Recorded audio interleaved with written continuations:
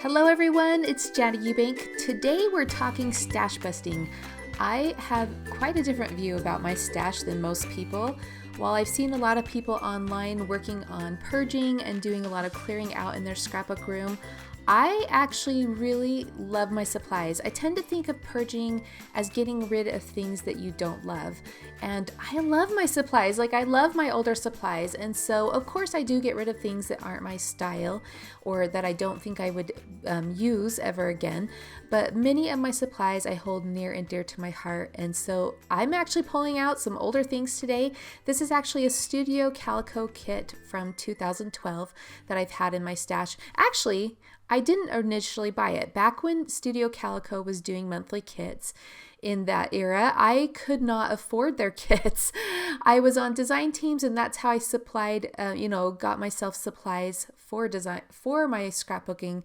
And so recently, about 2 years ago, before COVID, there was a gal online who was selling off all of her scrapbook stash, and she was an avid scrapbooker who followed all the kit clubs, and she had lots and lots of Studio Calico kits and October Afternoon and Basic Gray and all kinds of fun older products that she had collected and she no longer used.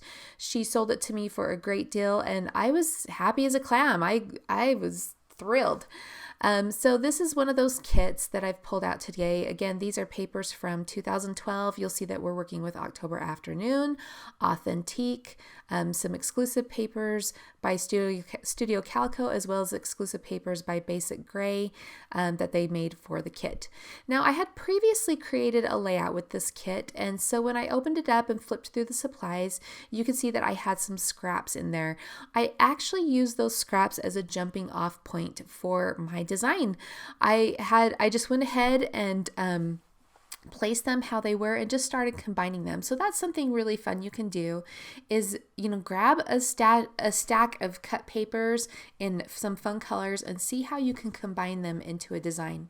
And I want to talk about my photos a little bit. These are some photos of my son back in 2017. He wanted to grow his hair out really bad. And as it was getting longer, it was hanging in his eyes and it was driving me and my husband crazy. And so my husband convinced him, you know what, let me just cut your bangs. Let me just cut your bangs. So they went in the bathroom, and of course it was a disaster. And my son panicked, and I said, don't worry, we will call my hairdresser and she will fix it right up and clean it up and actually cut it into a style. So that is the memory of this layout. Now you can see that I have brought in a few pieces from my stash. On my desk I had a Polaroid frame left over from the January SET sampler, and it was black in color, and I thought I might use it for this photo of my son. However, it was too dark with the dark background of this photo, so I did go to my stash and pull out this craft colored Polaroid frame by Park Lane. I picked that up at Joann's, I don't know, probably a year or so ago, and thought that would make a good compromise there. I decided to go with the craft color because I liked the way it looked with the dark background. And as you saw me pick the background cardstock color, I almost went with craft. However, because I knew I was going to use that craft Polaroid frame, I decided to go with the gray. So I think that worked out really well. I tied some twine around that, and then I'm just going to add these 3 little circular pieces. There's 2 flare pieces and 1 wooden button by Basic Gray. Here along the bottom, again, I'm adding some twine to that button just to tie it in with the twine at the top with that Polaroid photo. You can see that I kind of tilted that Polaroid photo slightly, and the reason I did that is because my son's eyes are looking off the page, and I wanted him, ideally he would be looking towards his the other photo, right? But by tilting that photo, it kind of implies that it's looking towards that other photo. So that's the reason I did that. Now these little pieces were in the kit. These are October Afternoon little flyers, and what they were are little pennants or little pennant stickers that you would fold over toothpicks, and they are so cute. You could actually create these with some items in your stash. Just grab some toothpicks from your kitchen and just cut some paper, and you can make little flags too. All right, now I'm going to turn my attention to the title. In the kit were these letter stickers that are this really fun denim feel. I like the way that they tie into that navy authentic paper that I used in the background. You can see that I'm mixing uppercase and lowercase. Now the reason for this is that I had used all of the letter R's or the lowercase R's on the other layout that I created. So I decided to just instead, improvise and use a mixture of upper and lowercase. In fact, I'll come back and change out that U to an uppercase just so that I have a third one at the end. And now I'm taking these tiny type stickers by October Afternoon and creating the other word in my title. So the title will read Haircut Emergency, which it was.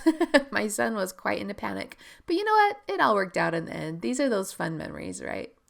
I'm turning my attention back to those little flyer stickers. I thought of bringing that navy a good day little banner sticker and placing that on the olive green banner, but instead I went with the date because it really wasn't a good day for my son.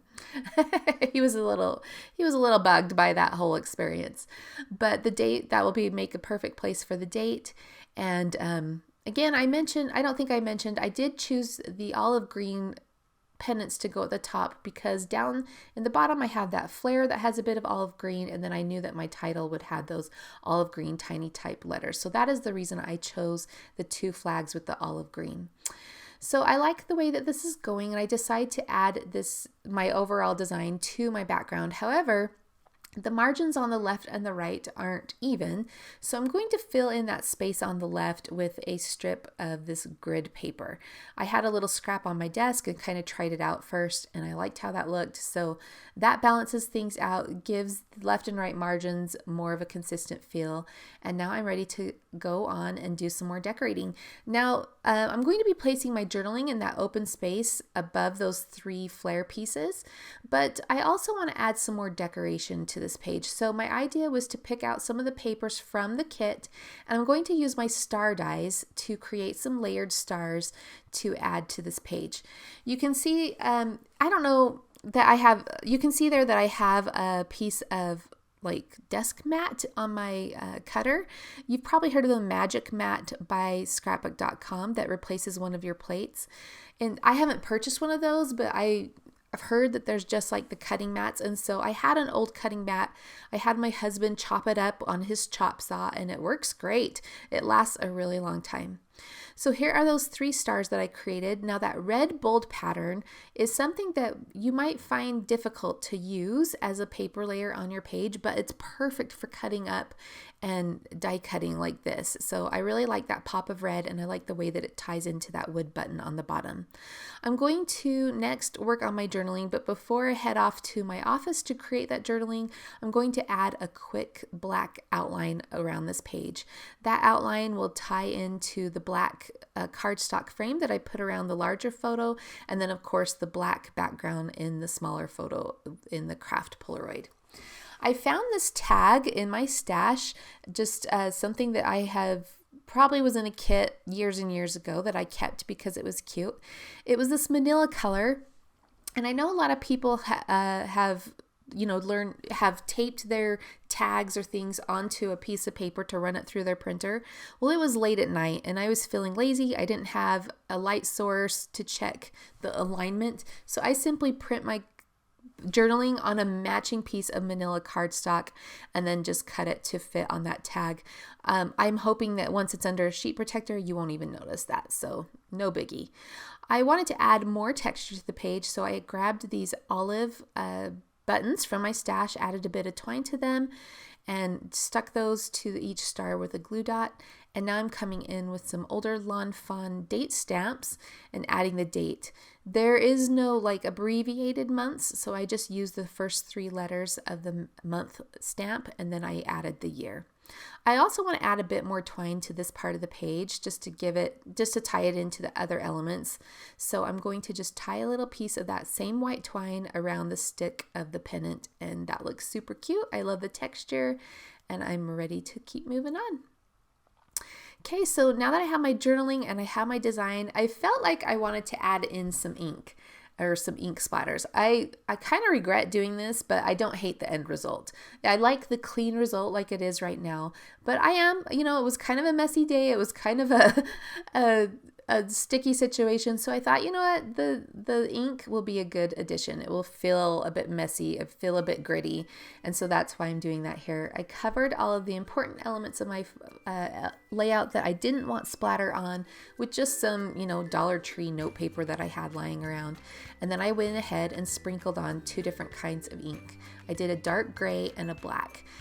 Looking at it, I feel like it's a little too much. I don't hate it.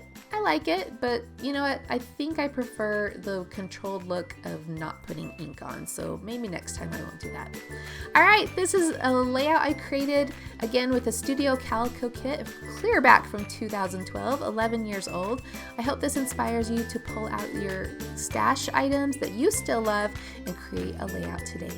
See you next time.